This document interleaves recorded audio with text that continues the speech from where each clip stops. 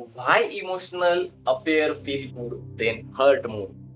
Over a time, I have came across many comment and message from people who share a similar emotional struggle.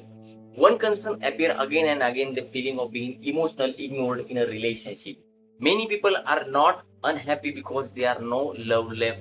They are unhappy because they feel unheard, unseen, and emotionally disconnected. And when that emotional connection is missing, something interesting often happens.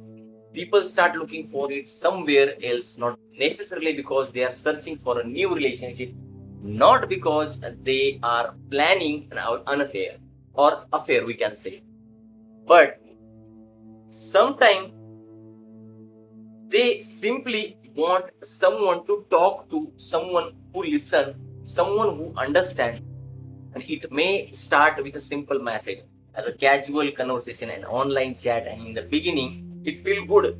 Finally, is paying attention, someone is interested in what you have to say, someone is making you feel important again, and slowly the conversation become more frequent. Messages turn into the phone calls, and phone calls become a daily habit. And for a while, it feels like the emotional emptiness is disappearing. But this is where the hidden trap begins. Often one person looking for emotional comfort while the others start expecting something more. What begin as a simple conversation slowly become complicated.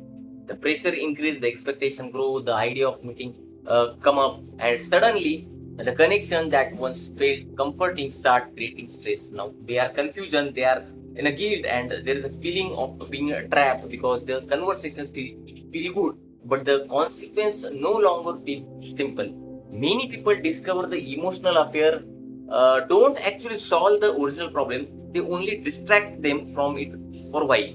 The emotional loneliness may disappear temporarily, but eventually it often return, and sometimes it come back with more confusion than before. And here is an uncomfortable truth. Not a single person can fulfill all our emotional need. Not a husband, not a wife, not a boyfriend, not a girlfriend, not a someone we meet online. Because emotional fulfillment is not something another person can permanently provide. It also comes from how we understand, express, manage our own emotions. And that's why putting all of our emotional weight on one person often leads to disappointment.